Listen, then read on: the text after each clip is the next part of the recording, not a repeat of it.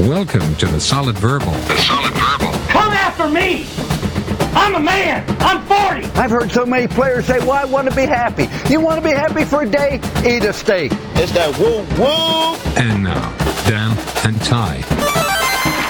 Welcome back to the Solid Verbal, boys and girls. My name is Ty Hildebrand. Joining me, as always, over there in sunny, springy, still fatherly New York City, my man, Dan Rubenstein. I guess I should add Sweet 16-y New York City?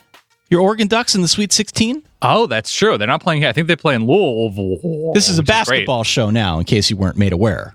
Yeah, I've watched 3 Oregon games this year, and I'm here to tell you all about them. They're tall. Thank you very much. I accomplished a lot with the Sweet 16. I'm sorry if I sound distracted. I'm hearing the faint screams of my son, the solid baby, in the background. You will have this. You will have this now, yeah. He has so many Wisconsin thoughts, and I told him, you're not able to articulate them in a concise manner, so we can't have you on the show quite yet. So he's real bummed. What is the over-under for when we'll get our first commentary from the solid baby on this show?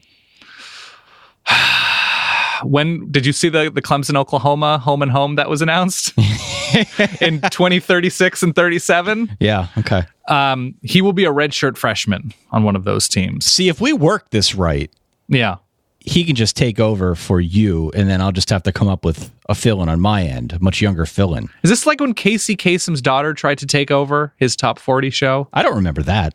I am almost positive there was something along those lines that she got into broadcasting. I'm looking this up while you give people the relevant information. Well, welcome back to the show, boys and girls. We're at solidverbal@gmail.com, solidverbal.com. You can find us on Twitter, on Instagram, on Facebook, as well as our subreddit at reddit.com/r/solidverbal. And I do get the notifications every time somebody signs up for our newsletter. It pops up on my phone. So if you want to drive me crazy, even if you're not interested in what we send out occasionally, you can drive me nuts and interrupt the mysterious day job by signing up for our newsletter, which you can find, again, at our website at solidverbal.com. So if you've been listening to us this long, cold off-season, it's only been a few months, but you know that we've been doing these conference autopsies. Specifically, you've been going out talking to the people and doing conference autopsies. We've got one major conference left, and that is the Big Ten, which we are going... Sorry. The Big Ten, Dan. Yeah. Which we're going to be addressing today, courtesy of our good friend, Whom. We're going to be talking to Matt Fortuna. Hopefully that's how you pronounce it, and he doesn't hate people pronouncing it too. It's not Matt Fortuna. Fortuna. I don't know. I believe it's the tuna. Yeah. Matt Fortuna from The Athletic. He used to be at ESPN. He's a national college football writer, but based in the Midwest, and I saw he just did a piece on Hunter Johnson, the transfer quarterback coming into Northwestern, the former blue chipper from Clemson. So figured we'd lean into the Big Ten with Matt Fortuna. He covered Notre Dame, I believe, for ESPN. For a while. That was the specific beat and did a very good job with that. You would know better than I. Sure. I think you probably were consuming more Irish content than I was, but quite excited. I don't think we've had him on the show. We haven't. I actually checked. It's tough because we've had such an incredible roster of guests that it would have made sense for him to be on at a certain point. But I guess if he were only covering Notre Dame, you and Pete Sampson are pretty hot and heavy. Right. So that means I'm excited to have him on and welcome a new guest. So as you look back now on the Big Ten from 2018, what is the one question that stands out most to you? If you're doing a one-man autopsy and you got to ask one question of what you saw in the Big Ten last year, what is it? God, I don't know if there's a single question that covers it. There are certain themes that hit me as I was preparing for this show. Thematically, there were a lot of wasted windows to me in the Big Ten this year. You had Ohio State finally breaking through with a quarterback who is like a first round NFL quality and was immediately. And like what could have been with this Ohio State team which certainly had its flaws on both sides of the ball, but to have Dwayne Haskins, to have a more wide open offense, to have this roster of receivers, what could have happened if they don't blow the Purdue game? What could have happened with Michigan? And maybe forget about the Notre Dame game, but if they're just competitive against Ohio State, if they're able to get it together, if their defense looks against Ohio State like what it did the rest of the year, could they have, had a nice case to get into the playoff? A better case than Ohio State, who loses to Purdue in that fashion. Iowa, I didn't even think about the window for Iowa, but a crazy ideal schedule. They have 2 NFL first round, we believe, tight ends, an experienced quarterback, an unbelievable pass defense, and they lost games in dumb moments and dumb ways, where I think the Iowa window is actually pretty strong, and I'm interested to talk to Matt about that. So that kept popping up across a few teams that this year, 2018 set up nicely and didn't work out, and it was kind of barely for a couple of these teams. Michigan is what jumps out to me. Michigan, sure, has been this work in progress now under Jim Harbaugh since he got there. Look, a really good year. 10 wins, 10-3 overall, 8-1 in conference. You speak of windows. They had a window. Yeah. They really, truly had a window. It didn't with what they returned on defense, yeah. The addition of Shea Patterson was clearly a talking point headed into the Big Ten season. And I'm curious to get Matt's thoughts on how that worked out and maybe take a peek forward where it might go next for Jim Harbaugh, because again, for me, this is like, you look at the Big Ten. I know I'm a Penn State grad, and Ohio State has ruled supreme in the Big Ten for quite some time now under Urban Meyer. But the Michigan storyline to me is what I find most interesting. One thing that I hadn't thought about after the fact, after the season ended, and just sort of pieced together as I was going back, because I was thinking about Maryland and looking up some Maryland stuff.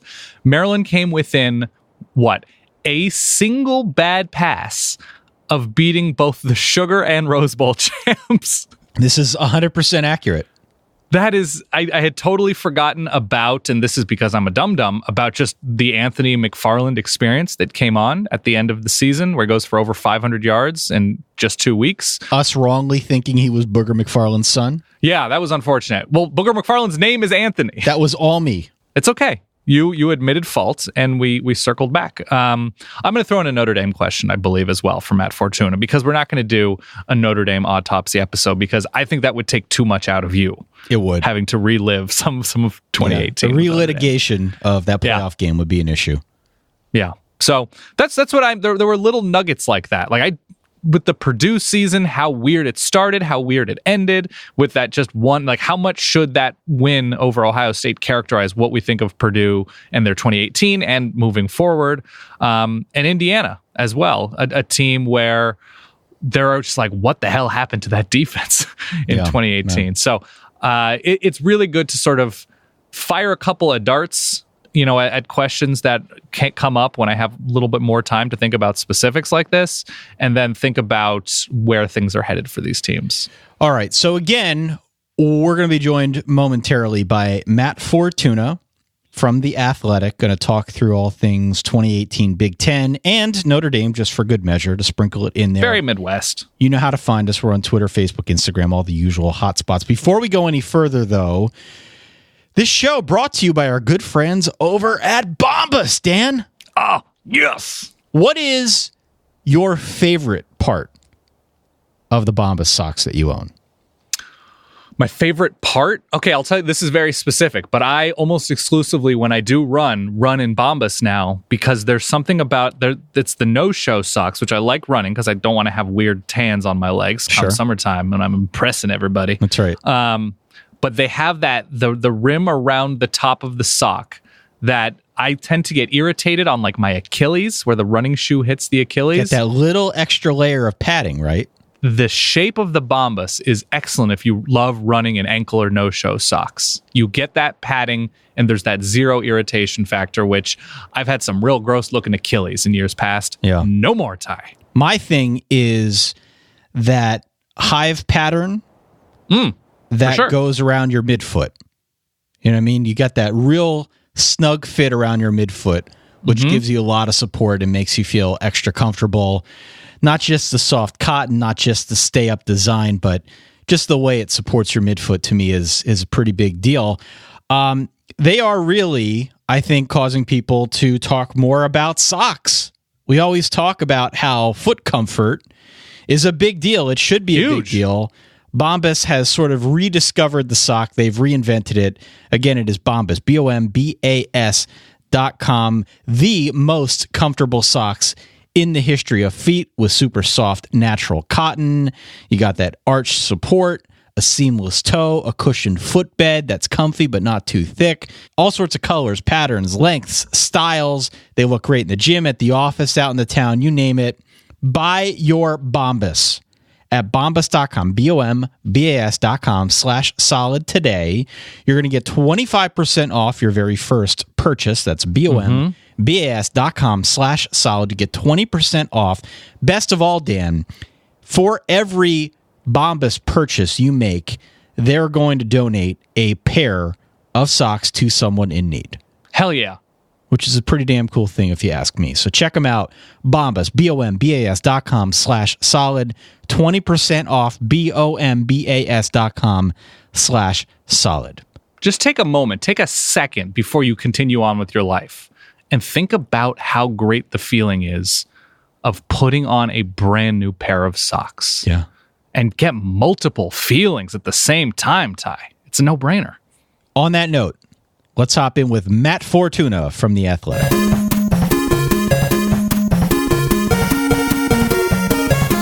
And with that, I am now joined by Matt Fortuna. Correct pronunciation?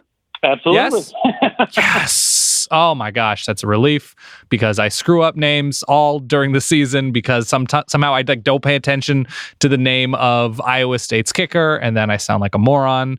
And so Fortuna is easy enough. You're in Chicago, you're from New York, and if I am to read this correctly, you are the president of the Football Writers Association of America? That is correct. If you ever are in the Chicago area, I will treat you to Wendy's, Burger King, McDonald's, or any other fast food item of your choice. That counts. Because that's the kind of hospitable guy I am.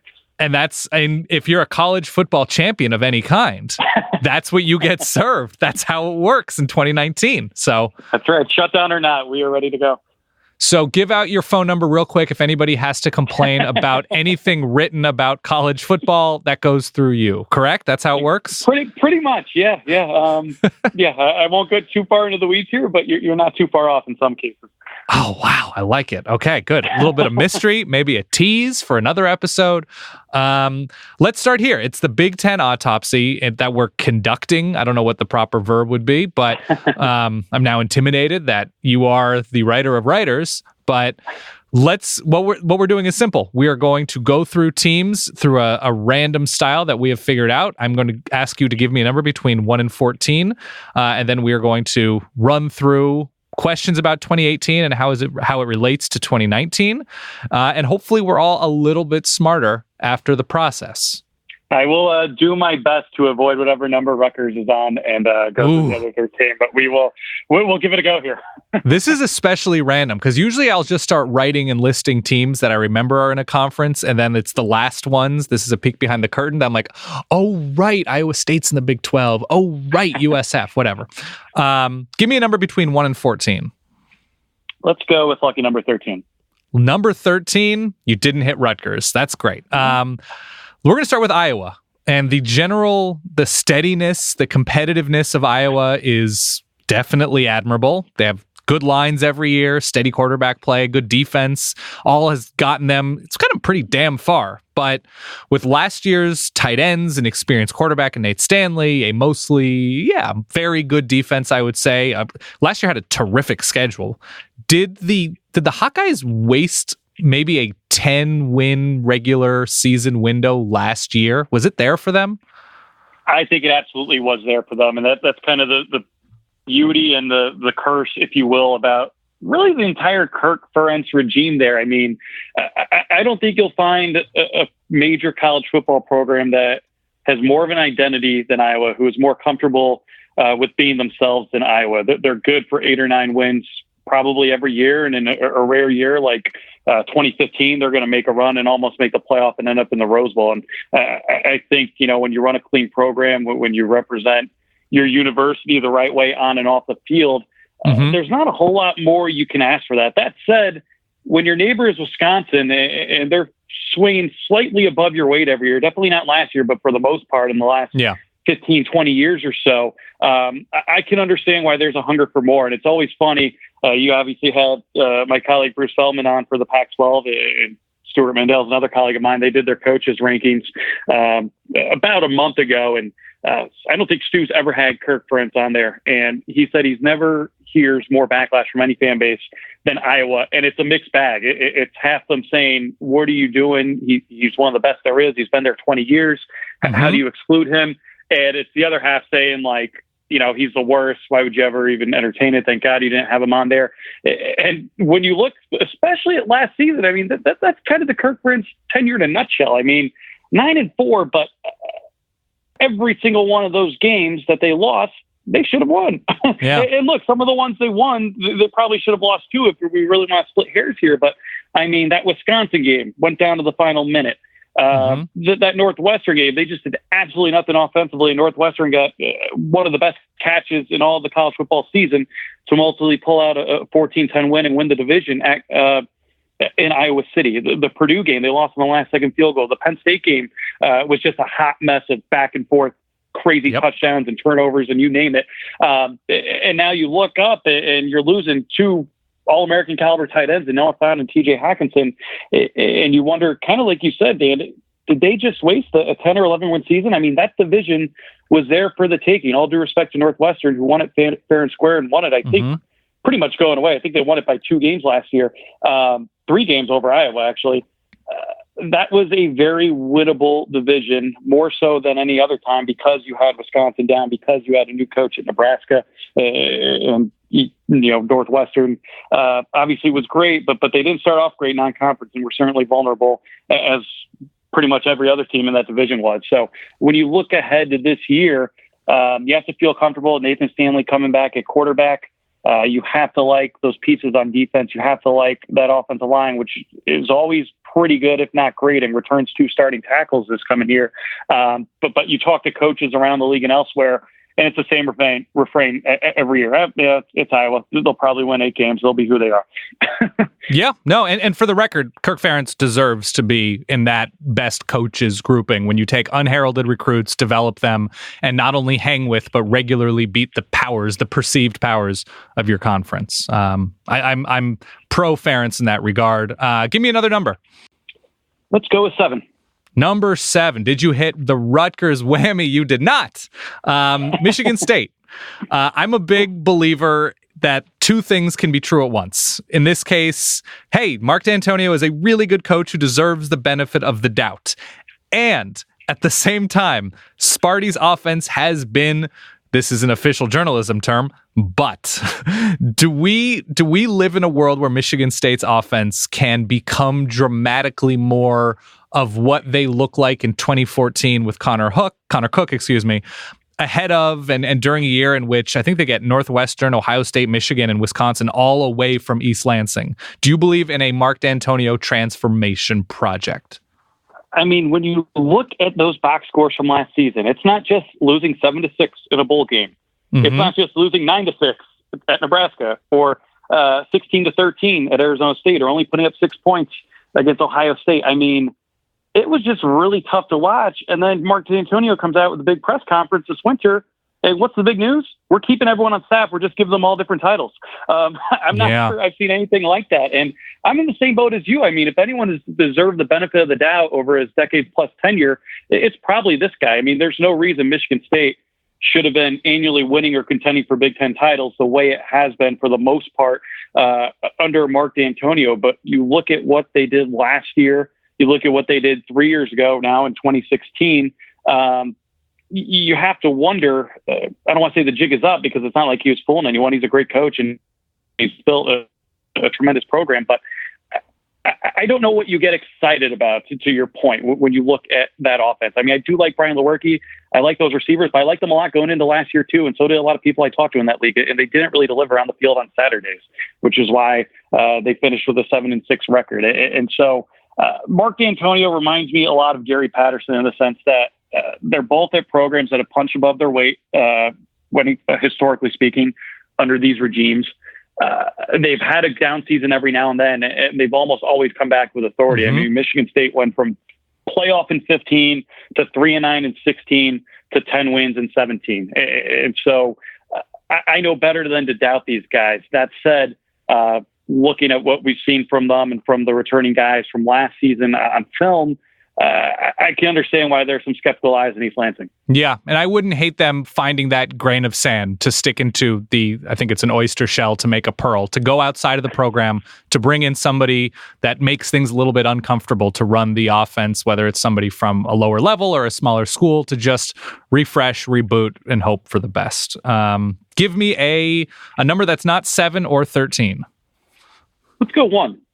Number 1, let's talk Indiana. Let us talk about a team who they lost 6 of 7 with a couple within reach. And the confusing part was, and there was definitely turnover, why did a Tom Allen defense fall basically off a cliff? I think it was like 25th to 75th in the S&P Plus rankings or ratings after 2017's version. And is this team, if this team is going to succeed now, which side will it be on? It has to be defense, right? If you're Tom Allen, I mean, right. It's funny. I mean, Ty and myself are both Penn State graduates, and I use this analogy a lot. Indiana football to me is just like Penn State basketball. They're going to, and I'm not sure if I mean that in an endearing way or an insulting way, but it's clear which sports are the breadwinners on their respective campuses. Mm-hmm. And when you watch either team play in conference play, and we saw it last year when they went to the Big House, I mean, they are going to do everything humanly possible to win a game and pull off an upset they have no business winning, only to lose it by 3 or 7 points at the end. I mean, they do that every year against Michigan since Jim Harbaugh's gone there, and they've done it a good deal against James Franklin's Penn State teams as well. I don't know if that makes you proud or frustrated. Probably neither, because I'm not sure enough people in Bloomington care about the football product to really have strong feelings either way. That said, I think the worst thing to have this program in the last 3 years, and I like Tom Allen, is their chief rival got Jeff Braun, who I think is a top 10 coach in college football right now. And even worse, he stayed, which when you look around the country at all the hirings and firings elsewhere, the best hire, the best move anyone made was Purdue keeping Jeff Braun, because when you look at what he's been able to do his first 2 years in West Lafayette, given the talent or lack thereof that he inherited from the previous regime, there's no doubting that he's going to have the Boilermakers competing for at least division titles year in and year out once he gets his full four recruiting classes in there. And if you're Indiana, that's not working in your favor.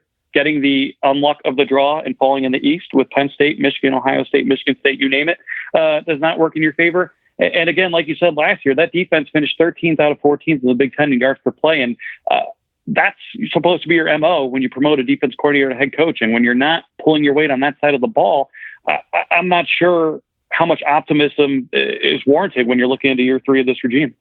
I think that's an interesting thing. And I was thinking about, as you were talking about having Purdue in state, Indiana also has Notre Dame in state, certainly not in the conference. But if you think about, if there's a top level blue chip recruit in Minnesota or in Iowa or in, Pennsylvania, there's Pitt, but in a lot of Big Ten states, there are not that many options, and you will always consider that hometown or the home state school. And within Indiana, you had another down school for a long time, and then you have this legendary program. And so it almost feels like it's that much more difficult in Bloomington. It is. And when you look at that schedule next year, I mean, look, Ball State, Eastern Illinois, UConn in the non-conference, I mean, those should be 3 wins if you're a competent Big Ten program. The crossovers are Nebraska, Northwestern, obviously Purdue. The West is just a crapshoot. I mean, 1 through 6, with apologies to my friends in Champaign. I think if you threw 6 of those teams in a hat and they came out any which way, it would not surprise me regardless, because I think it's that wide open, especially this year, as BJ Fleck and Scott Frost start to get their things together in the respective new locales. I just think it's wide open, especially when we saw what Northwestern was able to do in taking advantage of a down division last year. But so that makes it hard to gauge really strength of schedule when you're looking at Indiana. But you need the breaks to fall in your favor, and you need to take advantage of those breaks when they do fall in your favor. Otherwise, it's easy to get lost in the shuffle. All right, give me a number that is not 1, 7, or 13. Not 1, 7, or 13. How about 2? 2. we have missed the whammy of Rutgers again. Northwestern, which is your hometown team. Northwestern they're flat out good. But when they had moments in 2018 that were less than that, it was generally because of the offense. The hope is, and I think you wrote about him, the hope is blue chip Clemson quarterback transfer, Hunter Johnson, is that difference. Is that all it should take for Northwestern to stop losing something stupid in September and close out one more power, or is there more that needs to be tapped into? I don't know if it's that simple, because it's not like he's replacing a guy who wasn't good. I mean, Clayton Thorson was a 4-year starter, and for all of his ups and downs, he's going to go down as one of the best quarterbacks in Northwestern history. It's definitely, statistically speaking, it is probably going to make a lot of money in the draft, whether it's day 1, day 2, or day 3 next month. So I'm not sure I look at it in that sense. Like, quarterback was the only piece they were missing because they had a pretty good one. Right. But they haven't had a recruit at this position with these kind of credentials the way they have in Hunter Johnson. And when you talk to people around the program, when you talk to people familiar with Johnson, it was almost good for this kid who was, the can't miss #1 quarterback prospect in the country 2 years ago to, I don't want to say be humbled, because he, by all accounts, he has a good head on his shoulders, but to get a year away from the spotlight, to run the scout team against one of the better defenses in the Big Ten, to learn from a guy like Clayton Thorson, to become familiar with the verbiage of the playbook and with the new coaching staff, and now a year later to be kind of unveiled for the world to see. And look, this program is operating at a level at which I don't think it's ever been done. Certainly they've been in the Rose Bowl before and have had better individual seasons, but they're coming off their winningest 4-year stretch in Big Ten play in program history. They have now their first spring and first full year in that brand new $270 million facility that overlooks Lake Michigan, that is worth the hype and then some. I recommend anyone try to visit if you're in the Chicago area. And they had a lot of young, talented pieces last year, I think, that rose to the surface. They were ahead of schedule. Isaiah Bowser, the running back in particular, is one. I mean, they planned on redshirting this guy last year until Jeremy Larkin went down and was forced to medically retire. And that guy looked like one of the best running backs in the Big Ten toward the end of the season. So I think the pieces are coming together where they should probably win 9 games or more this season. And granted, you get an extra game when you win your division and go to Indianapolis. But I think, like you said, everyone else is kind of waiting for them to take that, not first step, but get through September without a befuddling loss. Don't lose to UNLV in your home opener next year. All right. That I think will help the people of Evanston breathe a little bit easier. You open at Stanford. I don't think there's any shame in losing a hard-fought game at Stanford, but don't lose to UNLV, please. Right. No, absolutely. Or give me UMass for that matter, I should say. They do have UMass is when. Oh, that's later on in the season. They're Northwestern, your typical SEC scheduling team, scheduling a low team in November. That's just how it works in Evanston. The other thing, they get Ohio State off a bye on a Friday night. Why would you put a rematch of the Big Ten title game, a game that last time it was at Evanston got College game day to Evanston? Why would you put that on a Friday night? I don't know. And knowing Chicago traffic with a 6 or 7 o'clock local start time, that's going to cause some problems. Yeah, Evanston in the direction of all the suburbs on the northern side of Chicago. Great job, Big Ten. Great job. Give me a number that is not 1, 2, 7, or 13. 8. All right, number 8, Ohio State. Oh, what a transition! That was so nice of you. That was nice. It'd be easy and almost certainly true that the tangible proof of Ryan Day's effect on Ohio State would be Dwayne Haskins and the superb year that he had. But is there something beyond that in terms of his fingerprints on the Buckeye offense from last year and how that potentially carries forward to 2019 that you saw or that struck you? It's a good question, because I mean, Urban Meyer was such an involved figure, and not necessarily play caller, but figure with the offense. And so when you get the blessing of approval from Urban Meyer, obviously that speaks very highly of you, and Ryan Day has sterling credentials as well. But with new personnel, at least at quarterback, I'm just very curious to see what this offense looks like with a guy like Justin Fields, who's had so much hype despite not playing a whole lot, who got the hardship waiver and is going to be able to start immediately, which is a tremendous early win for Ryan Day and his staff. I'm not saying the jury's still out, because I think we all know the talent in that building and on those sidelines is far and away the best of the Big Ten, pretty much year in and year out. I just don't want to take for granted the fact that there's a new coach on that sideline and things may be different. I think pulling away Greg Madison from Michigan was a nice way to stick it to your rival. Again, a couple other guys, Mike Yurcich from Oklahoma State, Al Washington as well. I just think things are going to look different in Columbus next year. I'm just not sure how different they're going to look. And I think a lot of that, rightly or wrongly, is going to fall on a guy like Justin Fields, who was one of the top quarterback recruits in the country and who I think everyone is expecting big things from, especially given how good Dwayne Haskins looked in just his lone year starting in Columbus last year. Yeah, and the advantage that Haskins had was he had time to sit and learn and get mental reps, where Justin Fields will be expected to come in right away. He won't have that advantage. He won't have the advantage of Hunter Johnson, who you mentioned at Northwestern. So it is immediately, feet to the fire kind of in Columbus. So, yeah, super curious. The other part of that, too, I mean, Dwayne Haskins ran a slower 40 than Eli Manning, who he might be backing up next year. So I mean, they want to run him more than he did by all indications, and he just didn't do it. And Justin Fields is much more of a dual threat kind of guy. I don't want to say in the mold of JT Barrett, because I think they're completely different players, but JT Barrett bailed Ohio State out with his legs a lot more than they did with his arms at times during his 3 or 4 year tenure as a starter. So I'm just curious to see how this offense looks. I think, again, the pieces are there to be the best in the Big Ten the way they usually are. I think they return enough on defense that's going to make all of us forget some of the tackling dummies and kind of whiffs they had throughout the middle of last season, which I think when you look at the big picture of Ohio State's 2018 season, was grossly overlooked because of the way they finished and because of Urban Meyer retiring and so much overshadowing what happened on the field last year. But that defense was not great. And I think they have the potential and the chance to be much, much better this season. And I think that's something that we have almost forgotten about, because they still won the Big Ten last year despite not looking the part during October and November. A great point. 3, 4, 5, 6, 9, 10, 11, 12, 14. 10.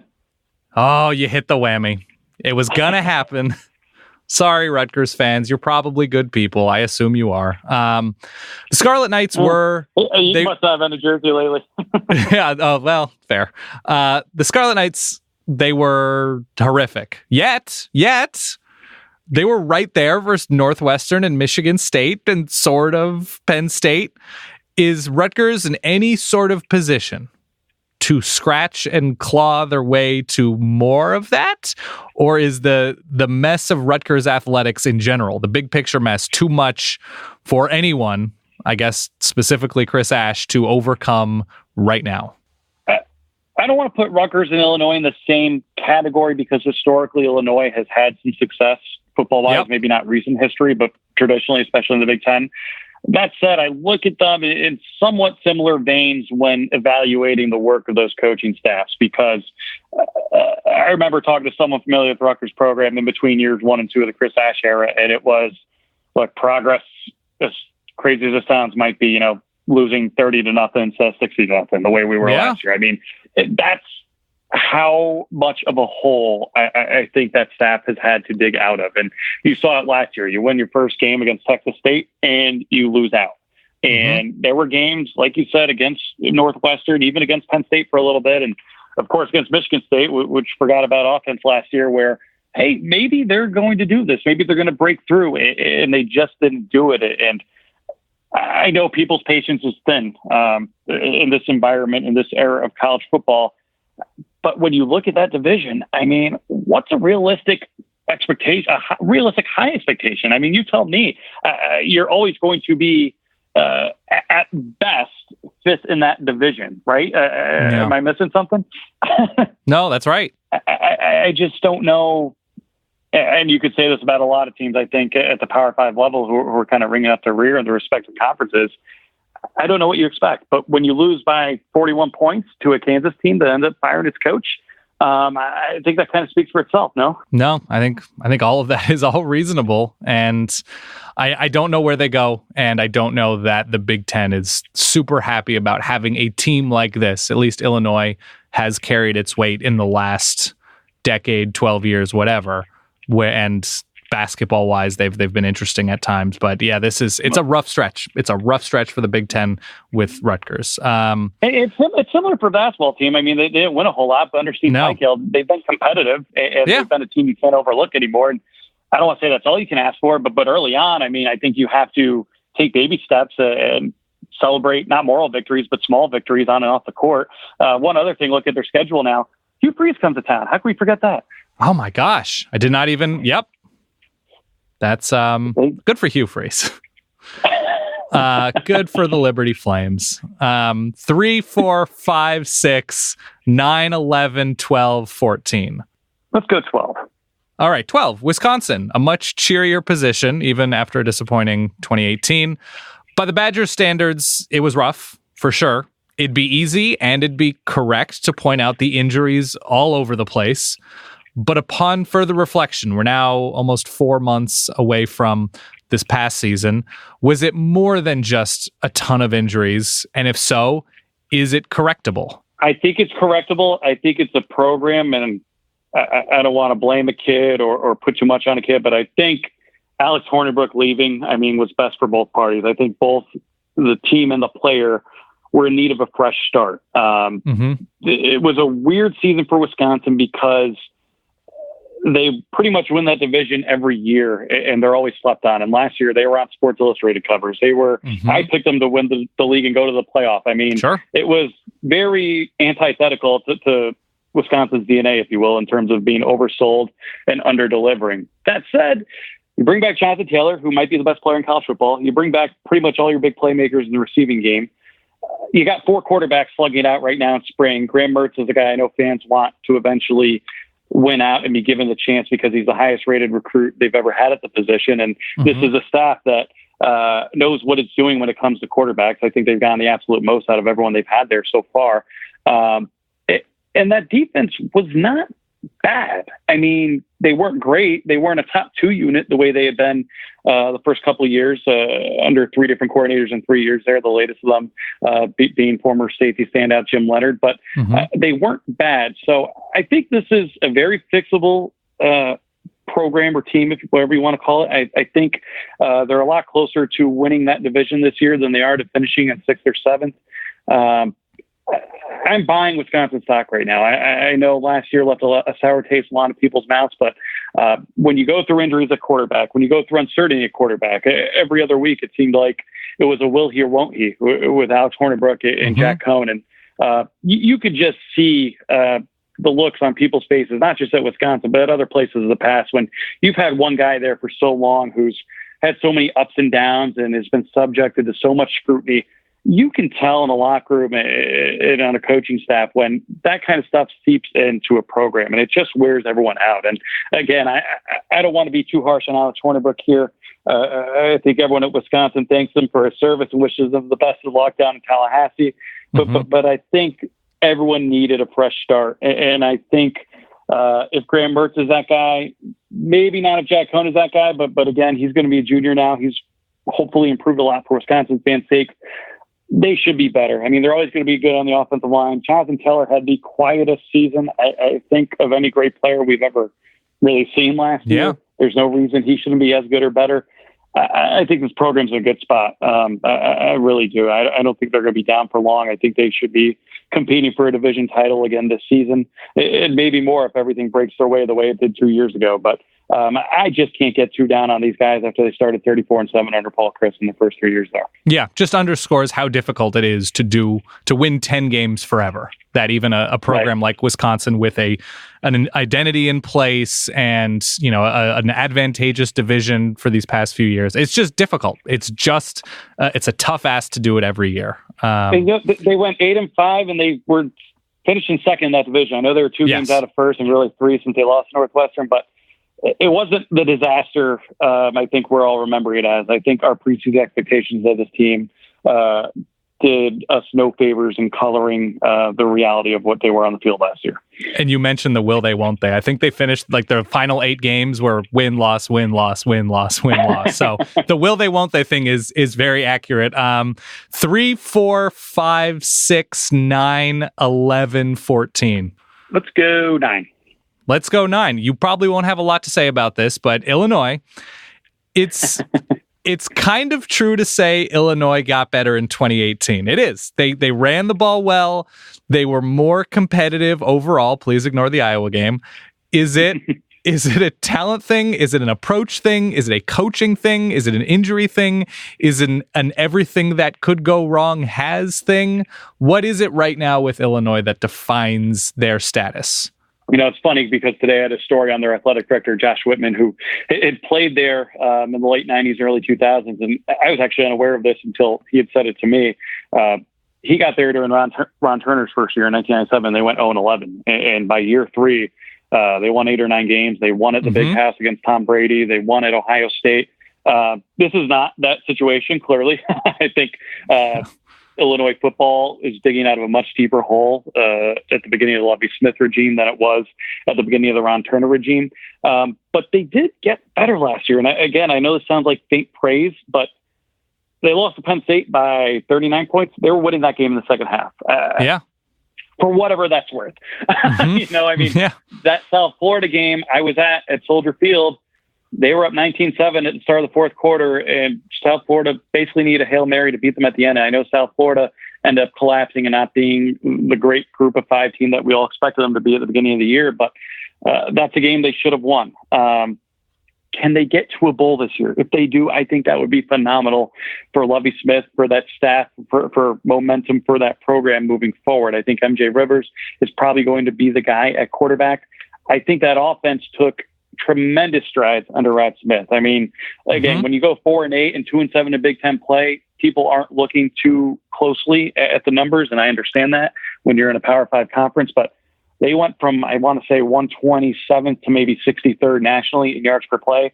The problem was that defense was god-awful, and they had a coordinator resign midseason, and with all that time to go out and hire someone, Lovie Smith ended up promoting himself this year, which we'll see. I think that's Lovie putting his chips on the table. I think that's him saying, it's on me right now, make or break. I know it's year 4. We're going to look at it probably as year 3 because he got hired in March of 2016 and he didn't have a chance to recruit and really install things the way he wanted to for the spring then.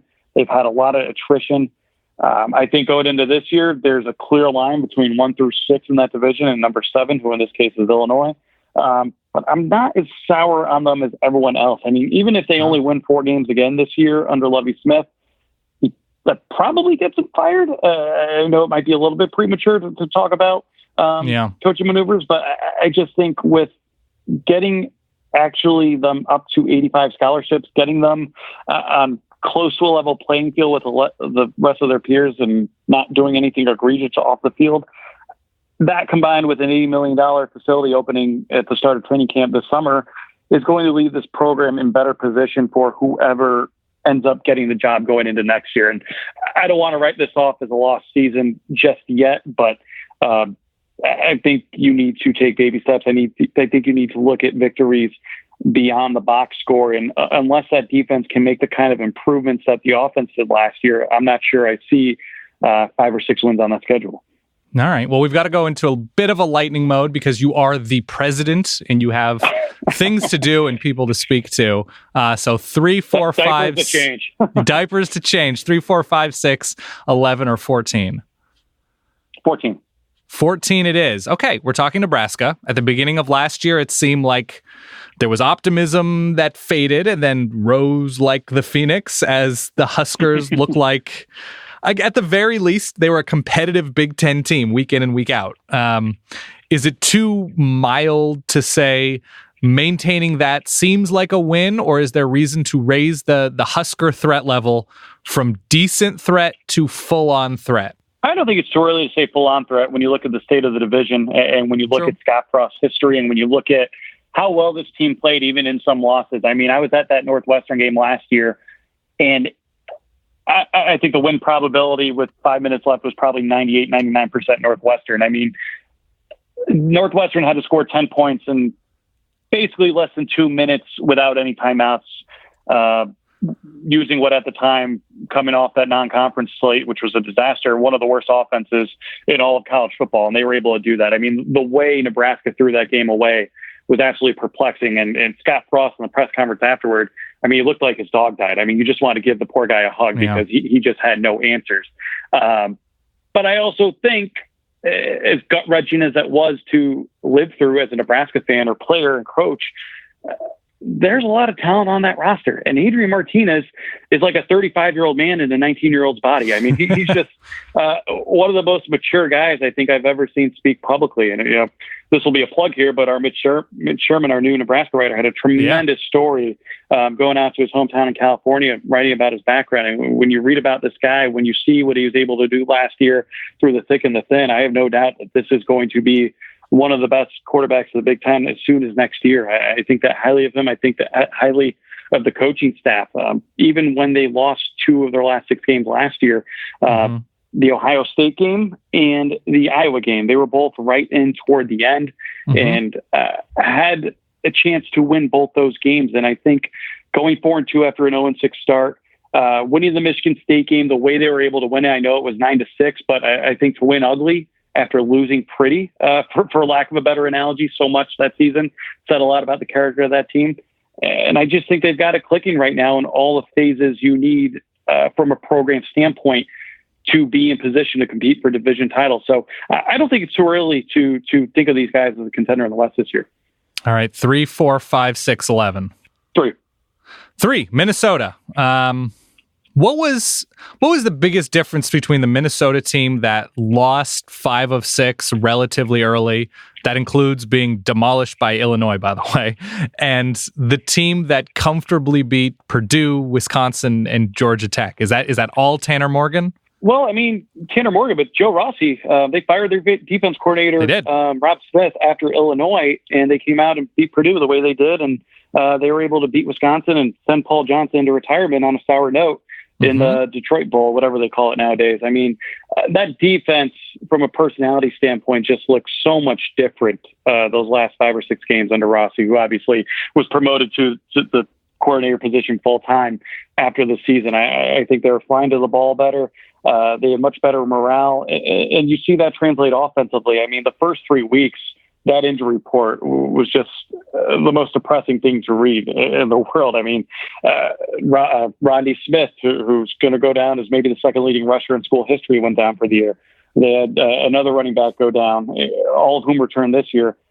They were very optimistic in the Twin Cities this year. I haven't been up there yet myself. I'm hoping to Final Four weekend to see that staff and to see a practice or two, but they quietly think that they can compete for the division title this year. And I know that's a familiar thing. I feel like I've been saying about every team outside of Illinois in that division.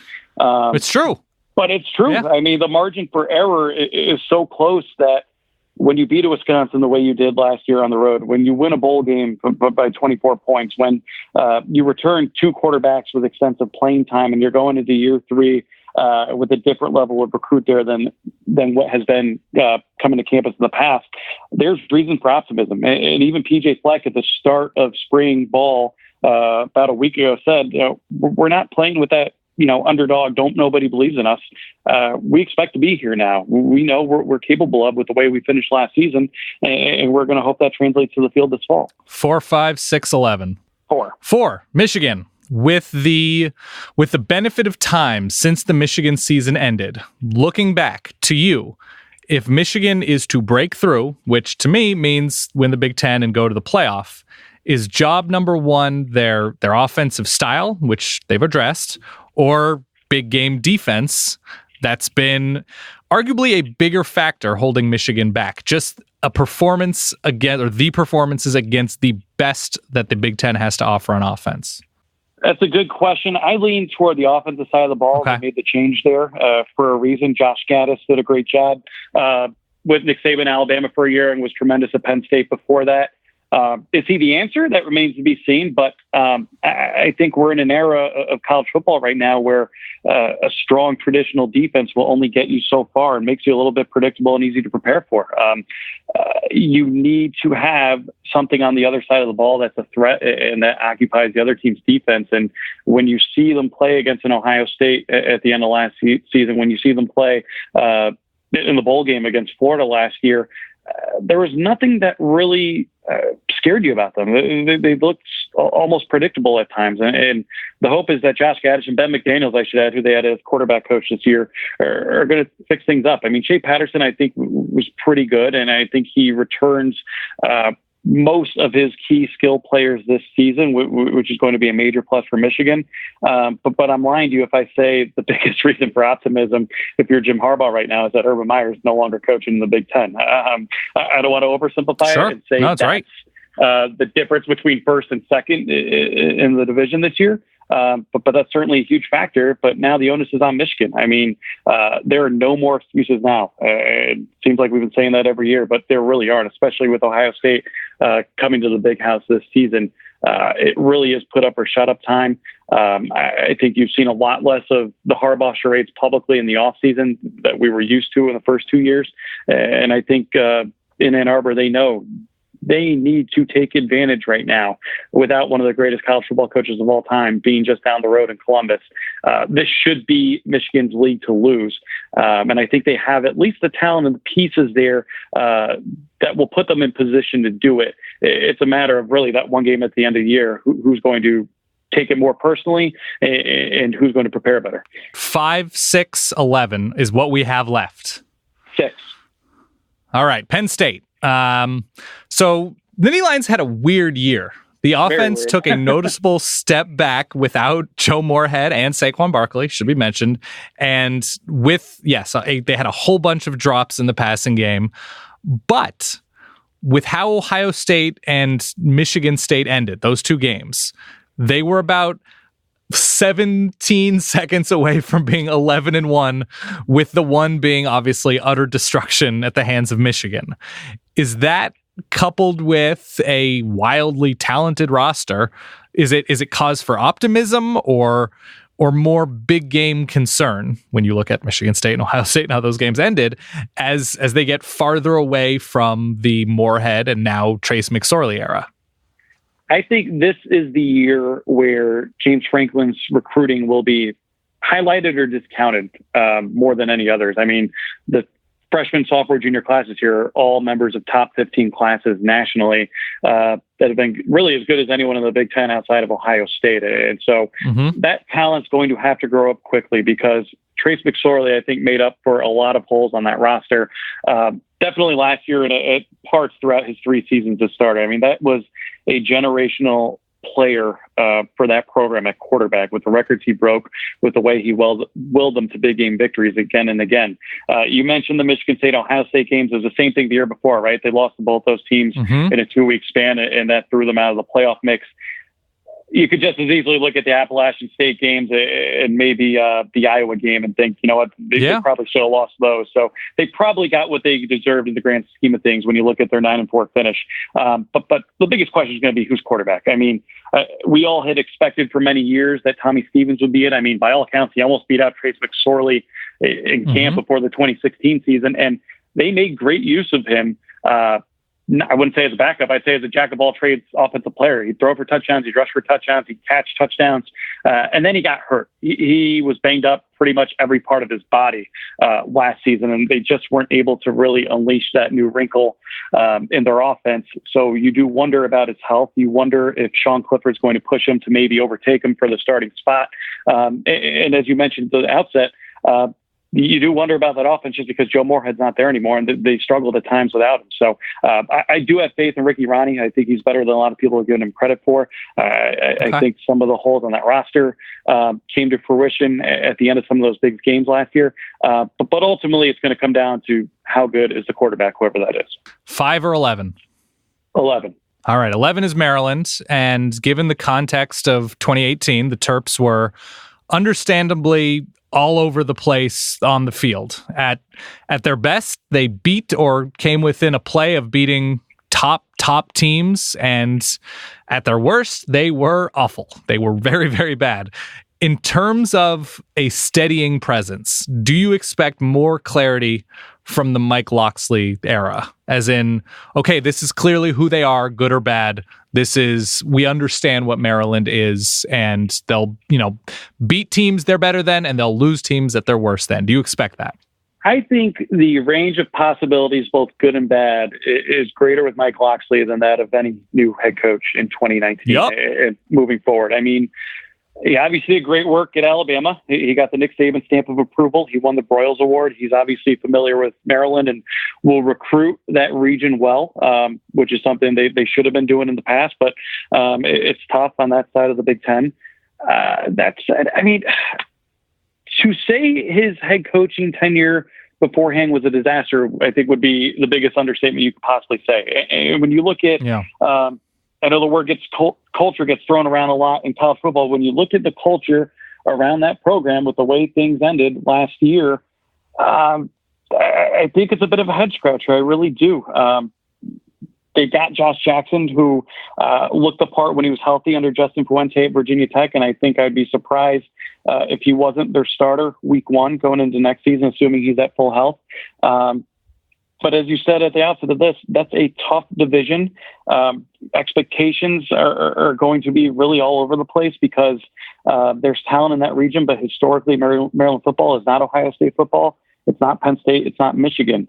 At their best last year, they were beating Texas, who ended up winning the Sugar Bowl. I'm not sure how much more you can ask for from a program than that. But at its worst, 38-3 against a good but not great Penn State team to close out the year. This one is the hardest one to forecast because I think there's potential with that job. I think there's potential with Mike Locksley there. I also think there's potential for a lot of bad there too. Yeah, I mentioned this at the top of the show, by the way. That would have been a win over the Sugar Bowl champion, and they were a throwaway from beating the Rose Bowl champion, which is so weird to think about when you think about the rest of Maryland's season. Well, you look at that throw, and I don't want to harp on Maryland too much, but that throw changed so much. I mean, Michigan clinches the division if that's converted. So what's the Ohio State-Michigan game like the next week without anything technically to play for? I mean, I'm sure Ohio State is still hungry to get after it, but they're not playing for a conference title. Then Michigan's going to Indianapolis next week regardless. That's going to change the narrative we have on Jim Harbaugh, regardless of what happens against Ohio State that week. And who knows, is Urban Meyer going to retire after losing like that? I don't know. I mean, this is a large what-if scenario that has a lot of different legs to it. But when you look back at that misfired 2-point conversion, it really gets the mind wondering.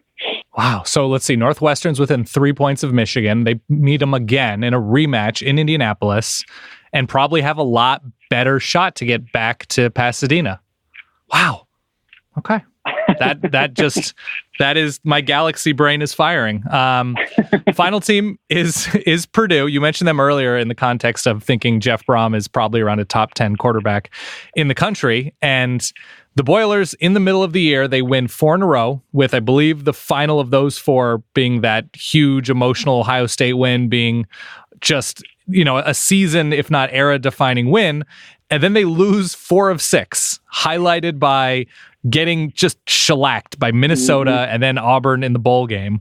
If we shouldn't judge, we shouldn't judge people, and we definitely shouldn't judge teams, but if we shouldn't judge anybody by their worst or their best day, so I don't know which is, if it's the Minnesota or the Auburn game being the worst and Ohio State being the best, how should we judge the status quo of Purdue if we're throwing out those disparate outcomes? I think that's what you get when you have a really good coaching staff with a really young team that isn't necessarily used to winning at a pretty high level. I was there, I want to say the week after they beat Ohio State, and I sat down with Jeff Brom, and, they started 0-3 too. I mean, it wasn't just losing the way they did in the bowl game and some other games at the end. They lost Eastern Michigan and Missouri at home. And Jeff Brom said, I take that one on the chin. We lost one game early on, and I thought we should have bottled things up a little bit more. We got out of character. We were afraid to make mistakes. And that's just not Purdue football under Jeff Brom. I mean, it is one of the most fun teams to watch. when they are slinging it and firing on all cylinders, they are not afraid to make mistakes, which is why they're good for a big upset every year under him. The hashtag that they have on shirts there and that they have on their Twitter account is Let's Play Football, which he obviously made famous from his XFL interview on the sideline while playing with half a brain, probably. That is Purdue football's MO, and they really got away from that early on in the season. In addition to probably starting the wrong guy at quarterback to begin with Elijah Sindelar over David Blah, who they lose this year. But I think now with 3 recruiting classes there, with probably the best player in the conference in Rondale Moore, possibly sleeper Heisman Trophy candidate going into this year, and with Elijah Sindelar, who's played a lot of football there and knows the system very well, I think now's when those losses will become less forgivable, especially with Brown getting the extension that he did, being courted so publicly by his alma mater, Louisville, and turning them down to stay at Purdue, which, by the way, has one of the best football facilities indoors in all of the country. I know no one talks about it because it's not on the lake and it doesn't have a slide. I mean, their facility is phenomenal. I went there for the first time and could not believe I was at Purdue University. They have put money into that program that I think few teams in the Big Ten have, and with that's going to come expectations. I think Jeff Brown is the guy who will ultimately get them there. All right, Matt Fortuna, thank you very much for your time. I know you have to run. We started talking about your presidency. Is there a perk that you did not realize you would have? Do you have like a special card that gets you out of, like, do you get a front row, best seat in the house in press boxes? Do you have a butler? Do you have catered meals as the president? Is there a perk that we don't know about? Well, I haven't covered a football game yet since I've taken office. Okay. So I started, they do it at the national title game every year. And I was actually not there this year because my daughter was born that week. So I missed Good that, reason. although that was an exciting week, right? I didn't miss much of a game either. Nope. So we'll see. I hope the press boxes in Evanston, South Bend, and all my usual locales give me a suite, maybe the presidential suite. I don't know. That remains to be seen. Hopefully I don't piss too many people off between now and then. And my approval rating doesn't sink too much between now and the start of the football season. Oh my gosh. I'm trying to now picture what a Secret Service member for the head of the FWAA might look like. And the vision that comes into my head of who would protect the head of a Football Writers Association is not intimidating. Not intimidating. I'll see if I can get Brian Kelly on my side. Anytime he's on game day and he has that glasses on, he looks a lot like, not necessarily Paul Bearer from WWE, but he looks like a great classic WWE wrestling manager. And I think that would be a role that would suit him well whenever he decides to retire. Oh my, that's so true. Possibly a little bit more bark than bite. You know, he's more of he's not huge, but he has a presence. He absolutely has a presence. I want to say every day should be Saturday. Said this first on Twitter many years ago. I'm not 100% sure about that. I can't take full credit for it. But while we're talking Secret Service and bodyguards, and a guy that I'm probably as familiar with as any coach just from my time being a Notre Dame beat writer, well, I hope he wouldn't hate me too much, but I would feel safe with him guarding me. Nice. That's a good compliment. I would, if somebody said that about me, I would be thrilled. Not many people do. Matt Fortuna, thank you very much for your time. I hope we all got smarter talking about the Big Ten today. And thank you for listening. Thank you for joining us. And we hope to have you on again soon. Thank you, my friend. Long time, first time, and happy we can have consecutive guests from The Athletic. Hope this isn't the last time. Oh, I would probably count on it because I think everybody works at The Athletic now. So it won't be terribly difficult. Well, I appreciate it, buddy. Thanks for having me.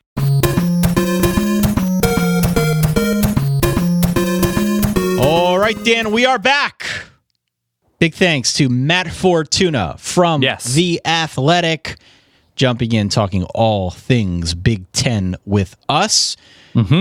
First time, long time. Glad to finally get him on the program. I did want to tease out something that is unrelated to the Big Ten, or I should say mostly unrelated to the Big Ten. The hair is standing up on the back of my neck.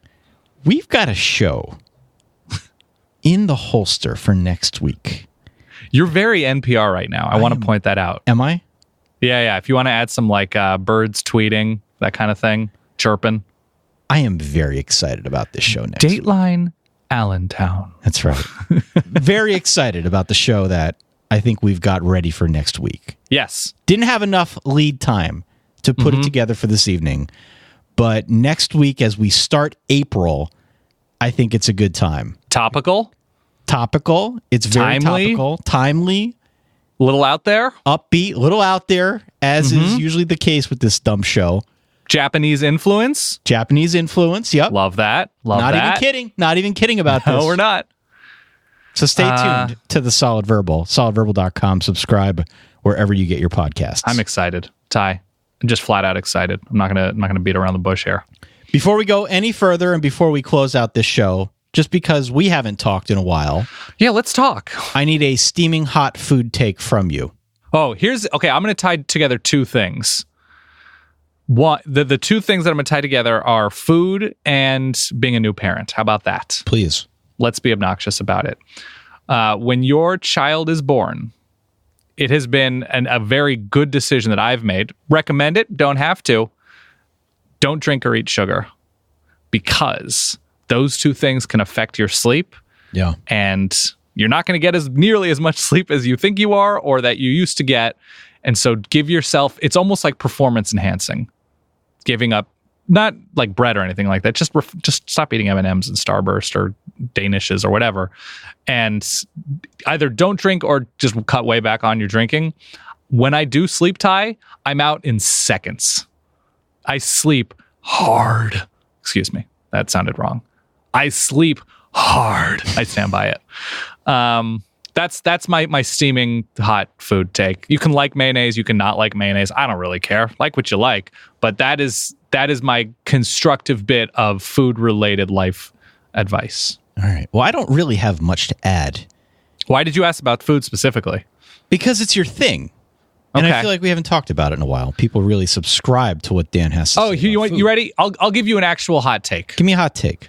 Real quick. New York pizza is overrated.